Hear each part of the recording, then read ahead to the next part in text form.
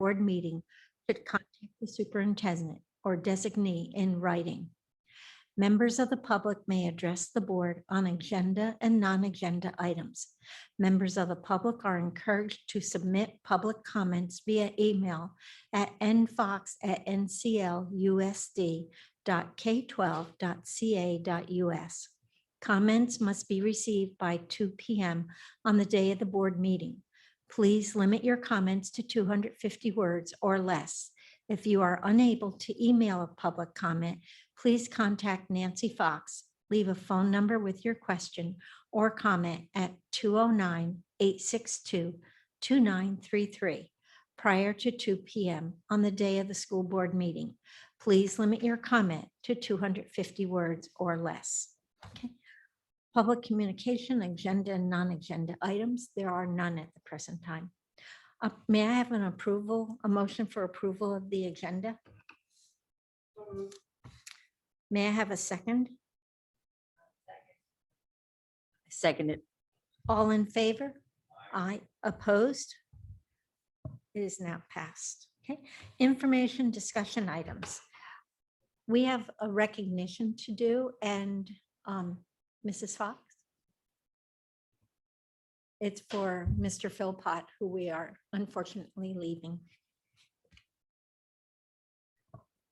Remember that I haven't done your evaluation yet. Ah.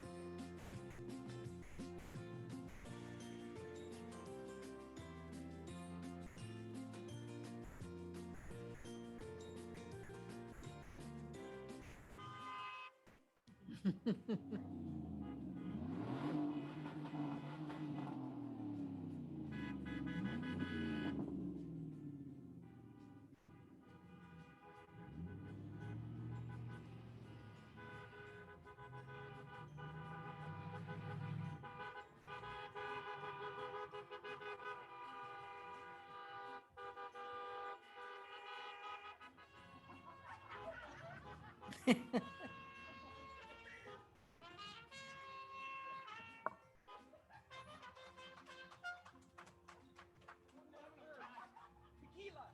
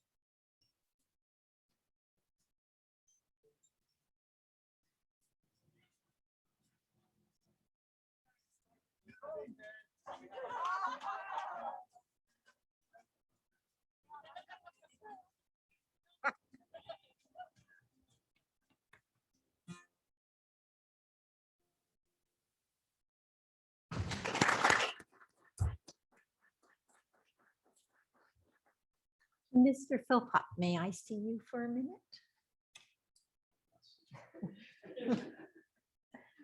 It is. Are we on camera? It is with so much gratitude that we say thank you. Hope you enjoy your retirement, not like I did and keep coming back to school. But this is from us to keep time, a time that you don't have to worry about getting up early or getting home late. It is from the board and it says to Randy Philpott, Superintendent, student, parents, educators, community, working together to make a difference today. And you did make a difference. Our district has grown, our children have grown, and everything. So thank you. Thanks. Thank you. Thank you.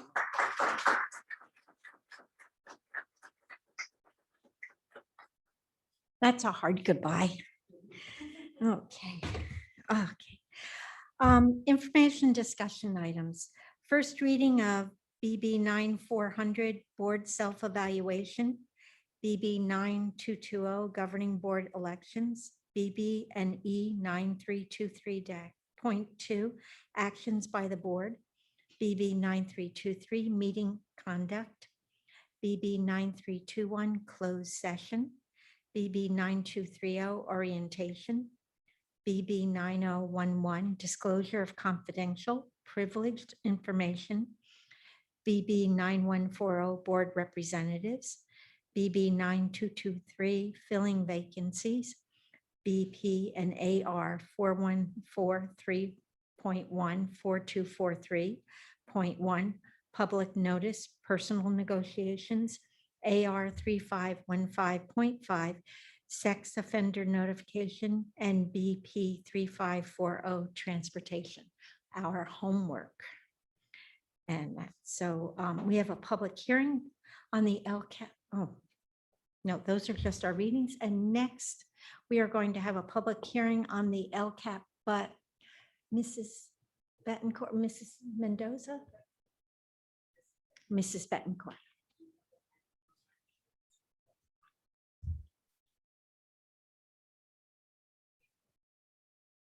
Oh, I have, thank, opened at 6:11.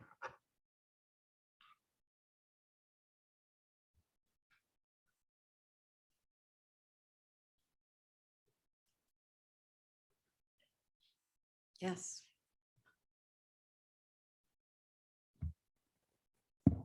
Good evening. I'm going to go ahead and review what we reviewed basically at the last board meeting with just one or two additions. So our LCAP has gone to the county and they've given us the thumbs up, the A-OK, it's ready to go.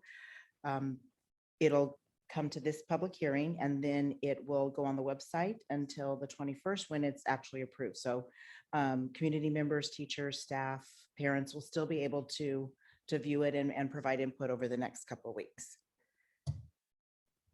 So we did a lot of activities to engage our stakeholders. Here are just a few of them. Throughout the year, we've been getting a lot of feedback from parents just because we've had to do a lot of parent information nights, parent meetings on distance learning. So we continued that and brought in our LCAP and what we needed for our LCAP and got a lot of good information from our community.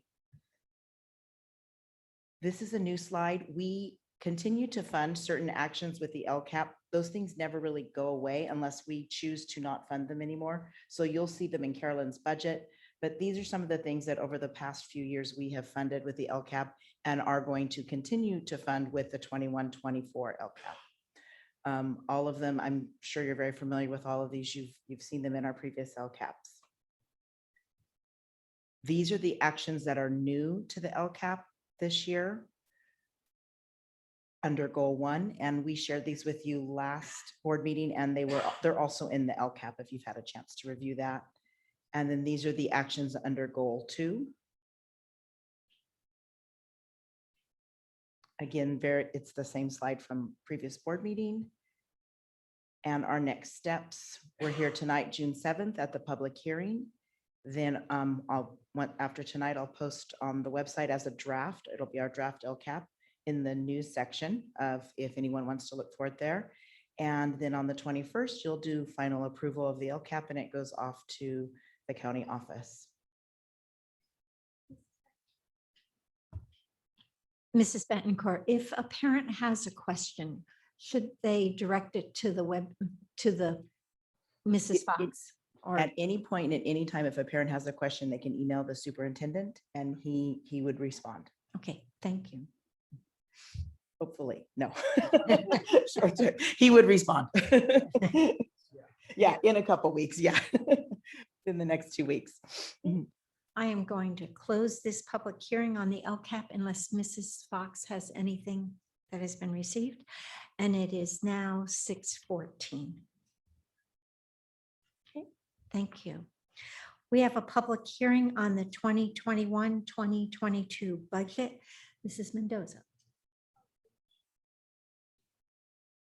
And it's, yes, I opened it up at 6:14, sorry.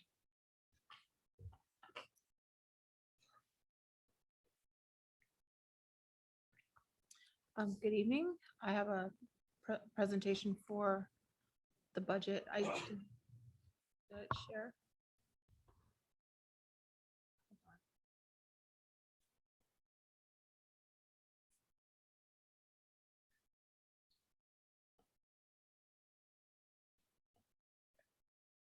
Okay. So the May revise came out and it was a little different than what we had seen in January. January was a good presentation, but this seemed to be a little bit more in terms of available funding. So he fully proposes to fully fund the LCFF as they have in the last couple of years.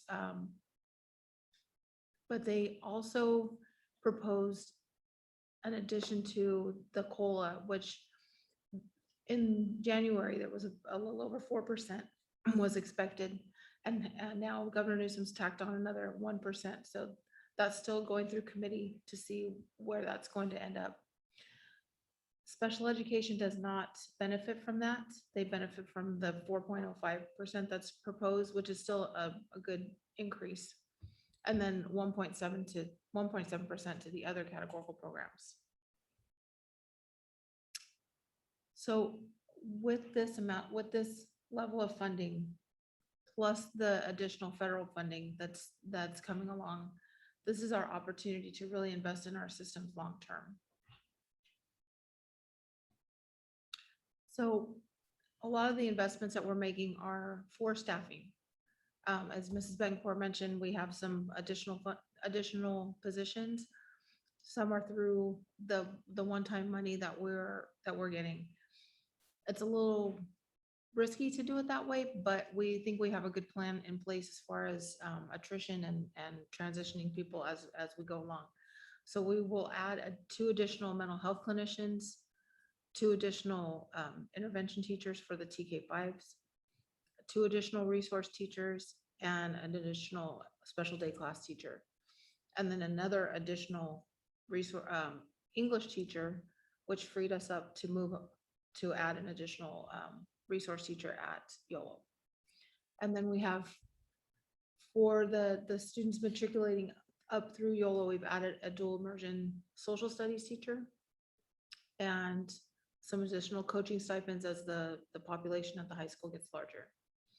So we will be doing professional development, not only for our certificated staff members, but also a lot for our classified instructional aides, because their hours will be expanding and the demands on them to provide quality interventions are going to be great next year, greater than they have been. So we will do a lot of intensive new educator workshops in August. Part of the funding that we received is to add additional hours and extend hours for classified instructional aides per the AB 86, and we've made those offers as well.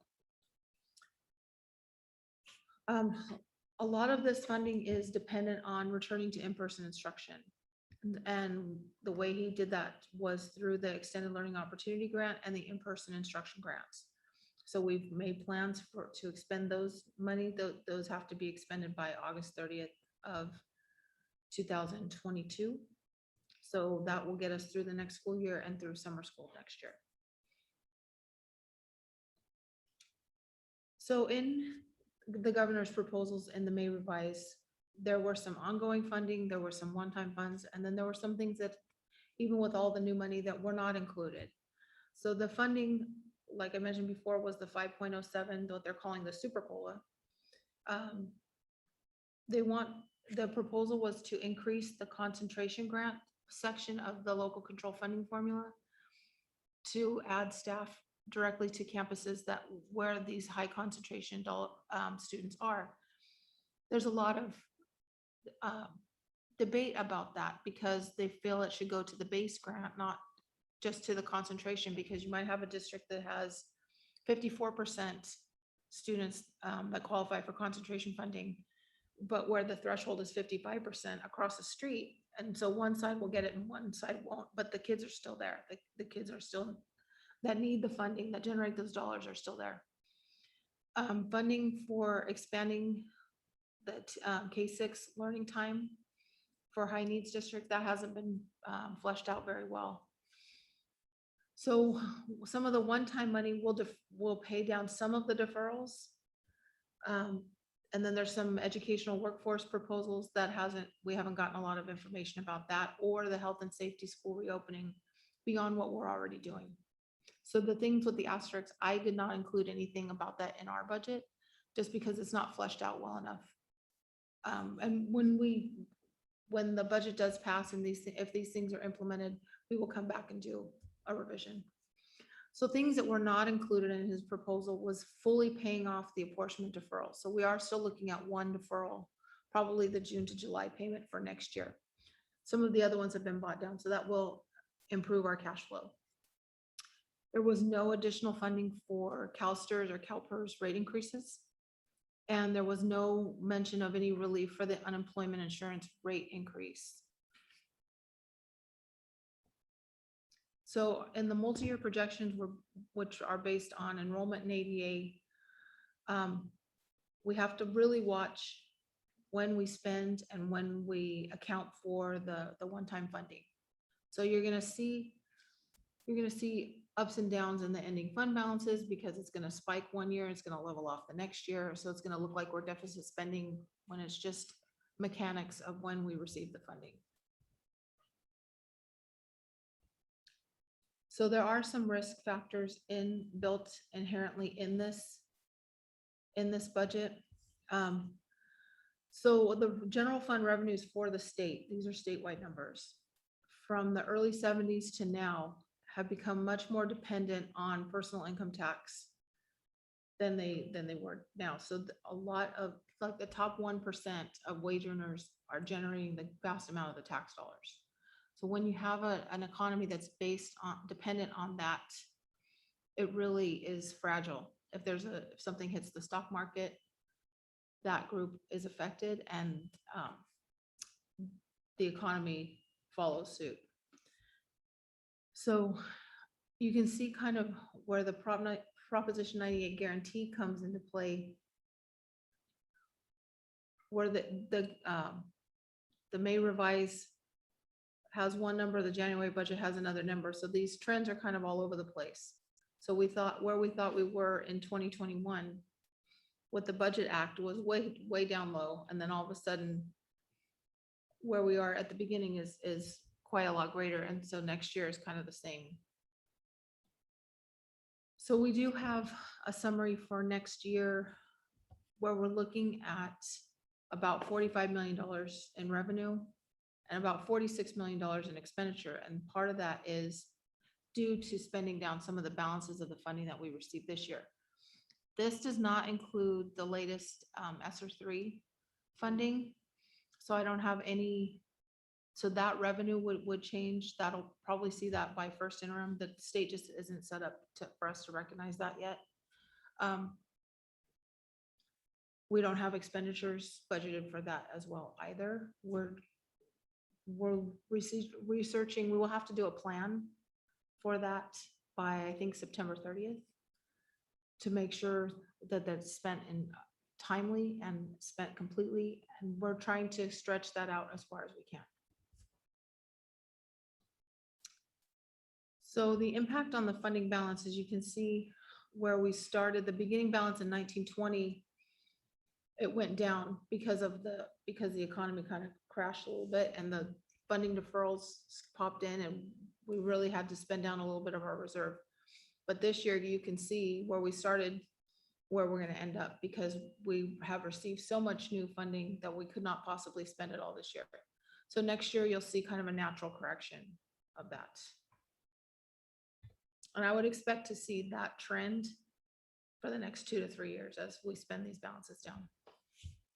So for the cafeteria fund, this is one of the other things that's kind of, we don't know all the pieces, just because we are planning for the return to in-person instruction and everyone will be free again next year. So there'll be 3 meals a day. We can claim all of that.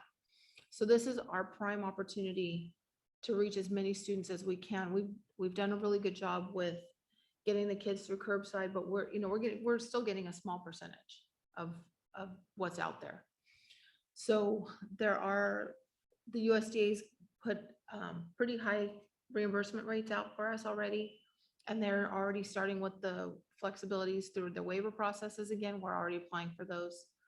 We will probably add some more staff, and we are going to look throughout the year to make adjustments as we need to, because we don't want to get caught short.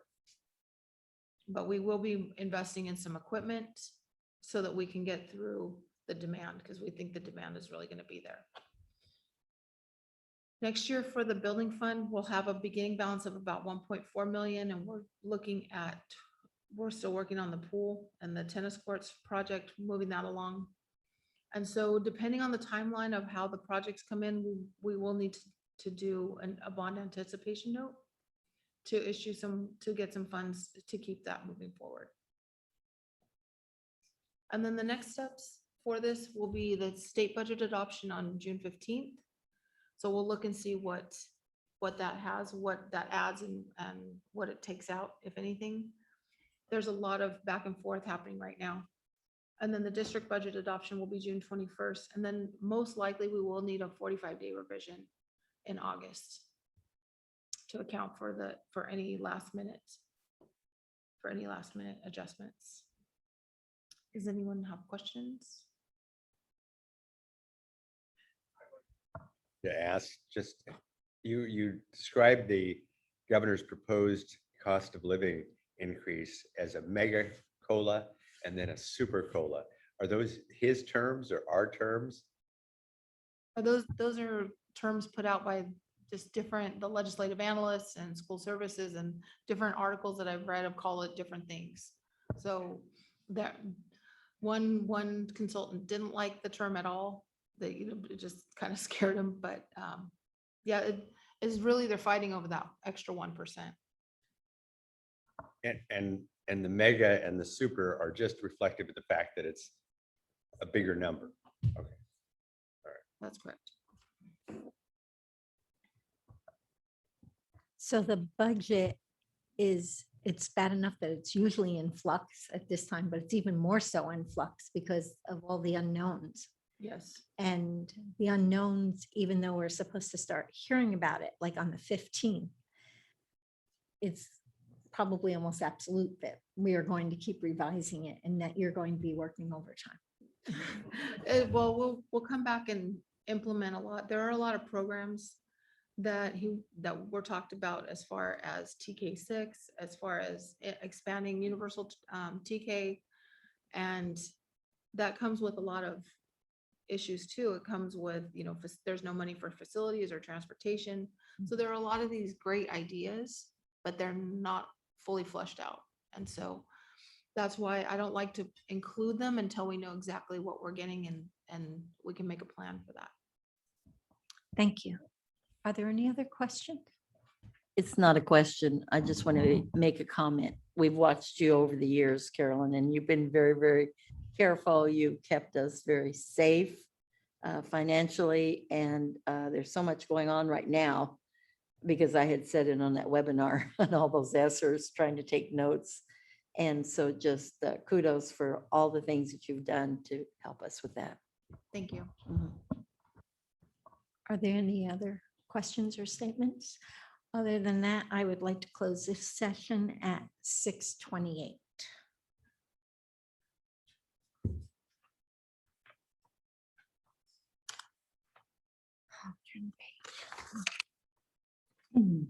Consent calendar. The consent calendar items are routine in nature and usually do not require board discussion. Individual items may be removed by board members and presented for discussion and separate action.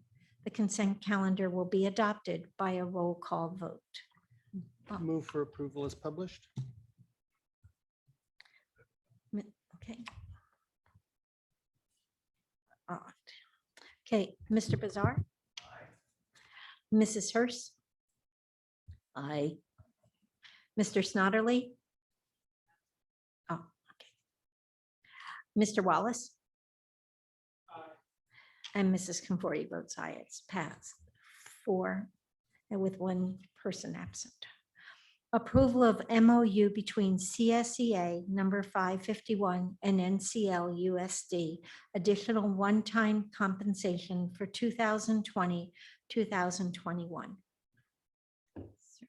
Anyone that would like to speak to that? No, we're okay. Unless you have questions for Mr. Smith. Does anybody have any questions? No, okay. Mr. Bizarre? Oh, a motion, sorry. The approval of MOU between CSEA 551 and NCLUSD. May I have a second? Okay, Mr. Bizarre? Mrs. Hurst? Aye. Mr. Snodderly is still. Okay. Mr. Wallace? Mrs. Conforti votes aye. It's passed 4-0 with Mr. Snodderly not present. Approval of CSEA number 551 and NCLUSD 2021, 2024 successor agreement. A motion, please. A second. I second it. Mr. Bizarre? Mrs. Hurst? Aye. Mr. Snodderly is not here. Mr. Wallace? Mrs. Conforti votes aye. It's 4-0, 1 absent. Approval of CSEA number 551, 2021, 2022 classified hourly schedules, salary schedule. Motion, please. A second. Second. Mr. Bizarre? Mrs. Hurst? Aye. Mr. Snodderly is absent. Mr. Wallace? Mrs. Conforti votes are 4-0. Clarity, was that Mrs. Hurst moving or Mr. Bizarre moving? Tim moved first and Mrs. Hurst second. Just needed that order right. Thank you. Approval of MOU between CSEA number 551 and NCLUSD extended hours for instructional aides under SB/AB 86. A motion, So moved. a second. Mr. Bizarre? Mrs. Hurst? Aye. Mr. Snodderly is not here. Oh, he is here. Oh, he's here now. Mr. Snodderly? I vote aye. I'm here Thank you, Mr. Snodderly. all the way Mr. from Texas. Mr. Wallace? And Mrs. Conforti votes aye. It's passed 5-0.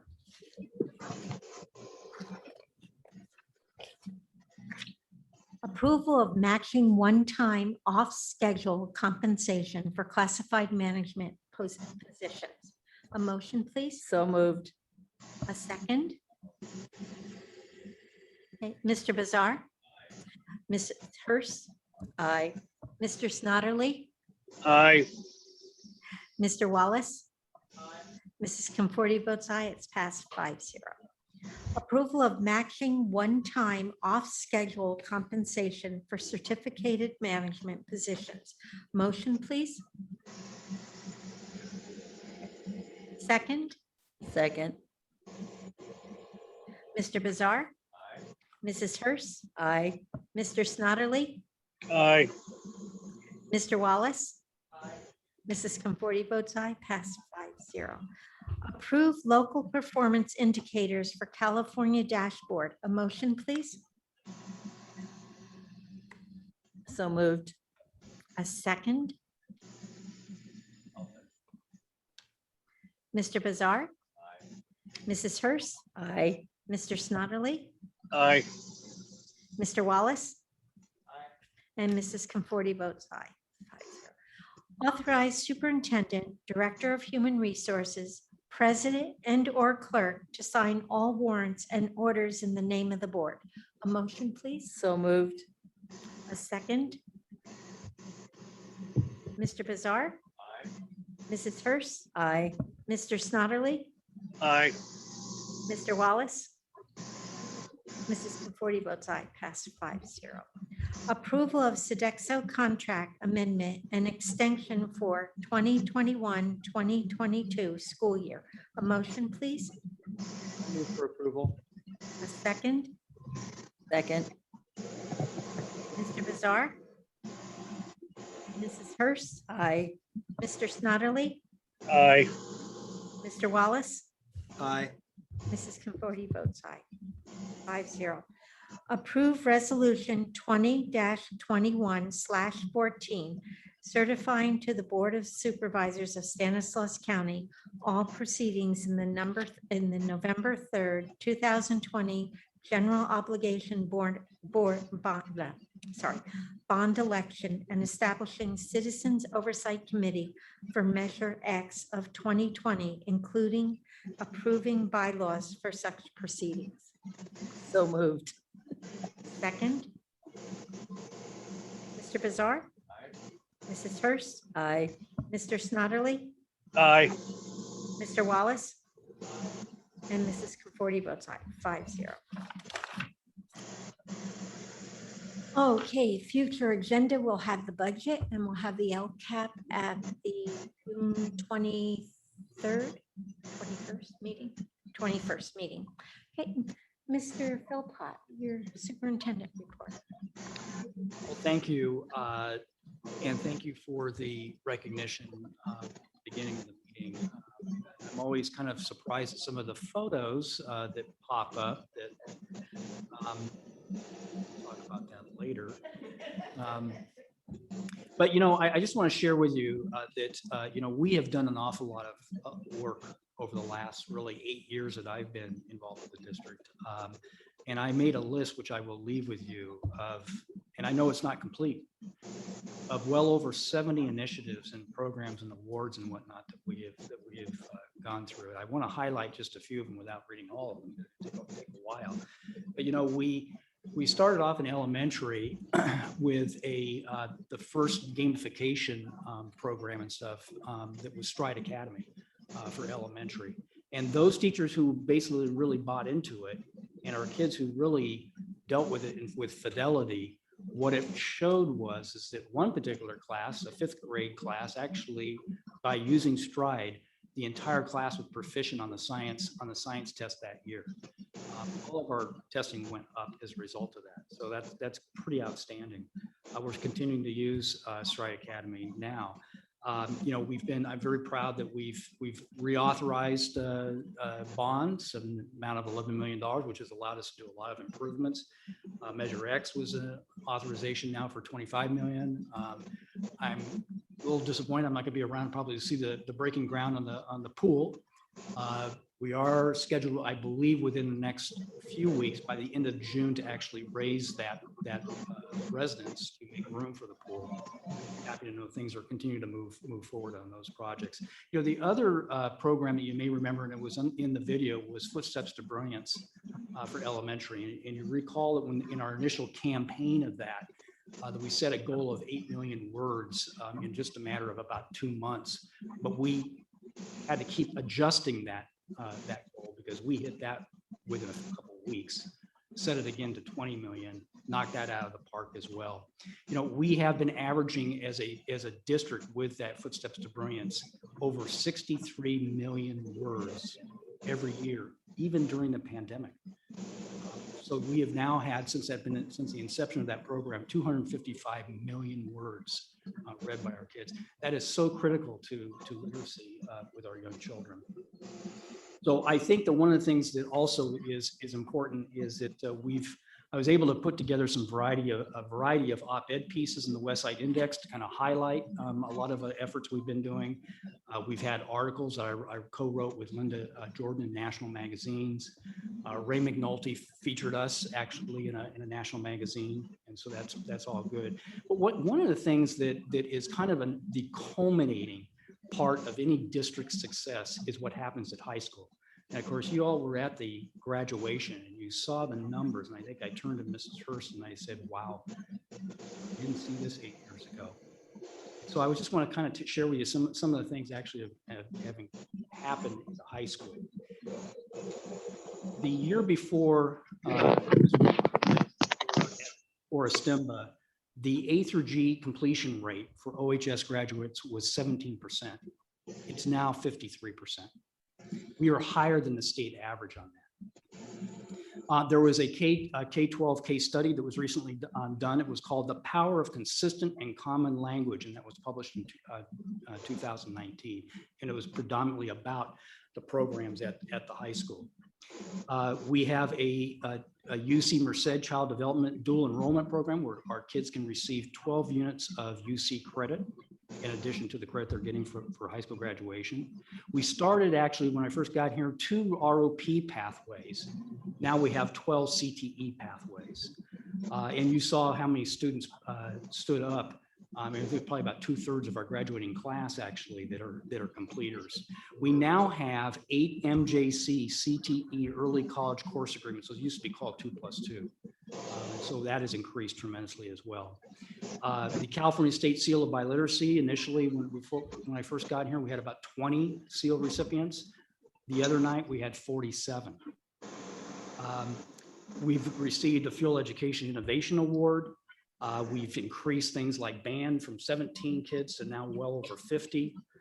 We've added at the middle school a lot of programs like the arts and band and also ag. But most importantly, I think most recently, right before the pandemic happened, you all were participants in the celebration of OHS being selected as an ICLE 2019 model schools. That's outstanding.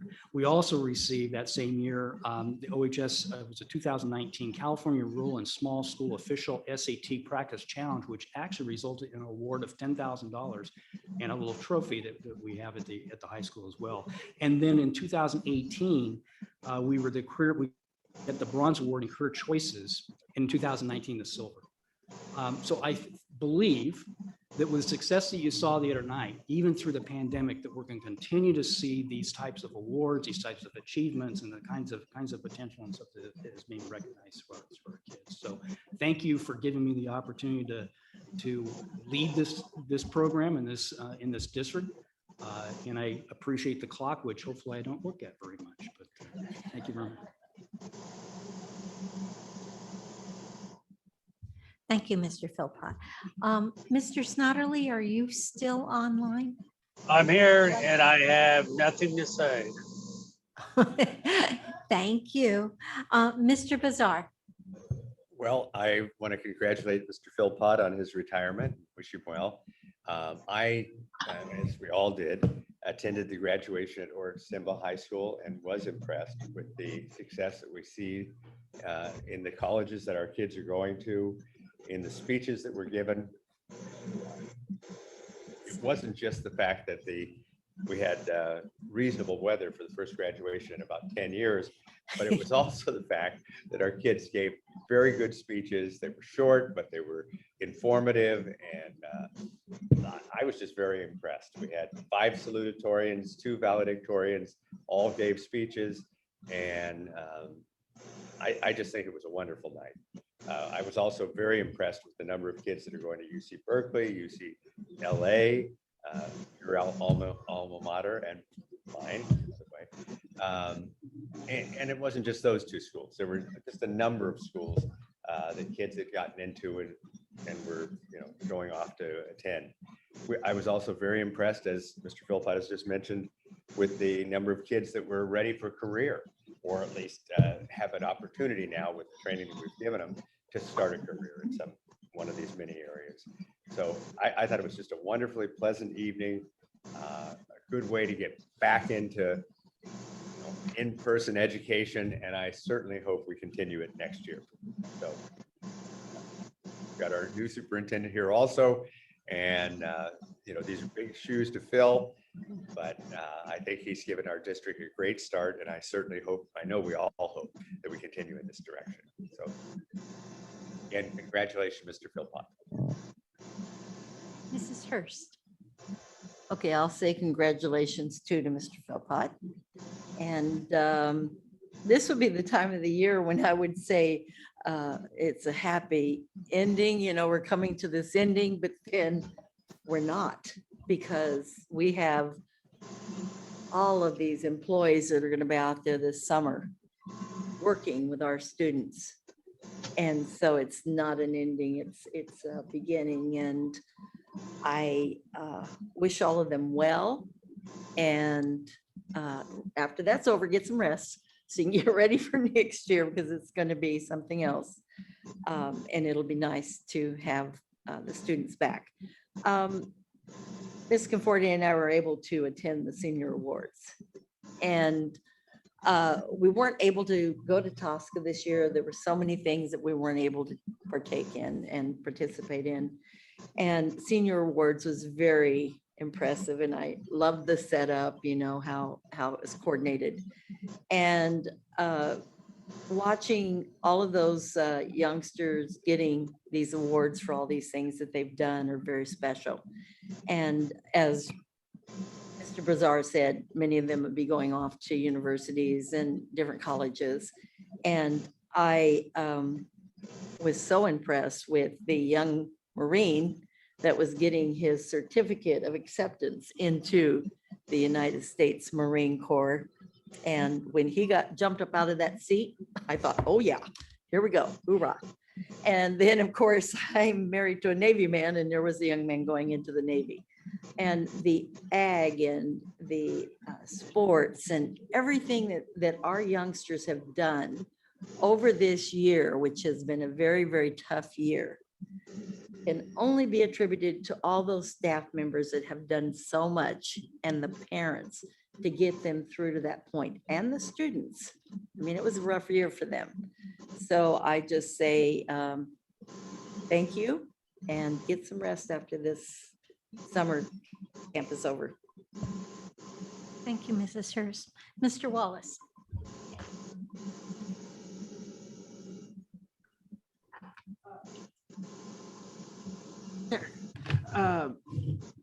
Start with some of the stuff that's been going on a little bit. Spent a little bit of time lobbying Senator Caballero's office as we heard about the budget.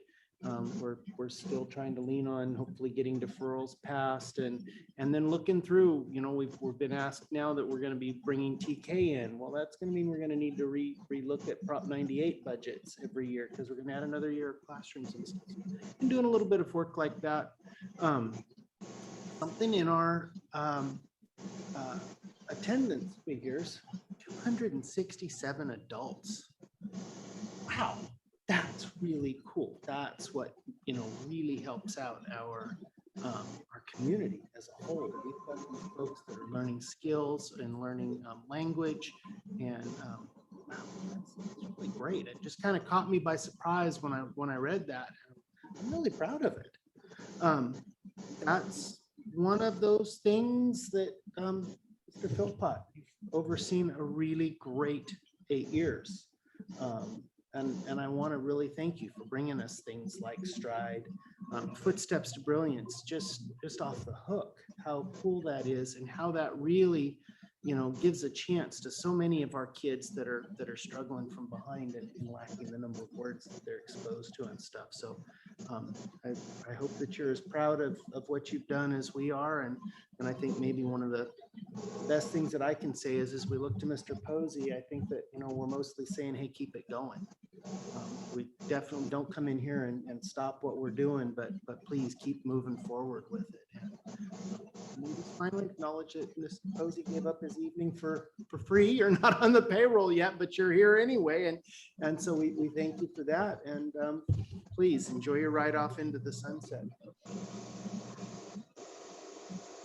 Okay, and lastly, myself, it's been a long couple of years. It seems like a never ending, but it's been so joyful to watch our students, not only academically, but theatrically, our programs that we've had, how they enjoy coming to school. If you walk on any of our campuses, Mr. Posey, you're going to see students that are smiling and excited about coming. And it wasn't always that way. And parents are happy too to see their children go, especially this year. But it hasn't been just one, it's been all of us working together, but having a leader that could steer the ship in the right way. Not only our children, our parents, our staff are all looking forward to helping you continue this, because this is an absolutely fantastic district. And it's not a district as just part of it, it's a family. And we really appreciate that. And we've had a good parent for a while. Now you have to go retired grandpa come back. But, and Mr. Posey, you may take over. But thank you, everyone. We're looking forward to it, and we will see you in 2 weeks. Thank you. Okay, may I have someone make a motion to close? So moved. Second? I'll second that. All in favor? Aye. Aye. Opposed? Have a good week, and we'll see you in 2 weeks. Bye now.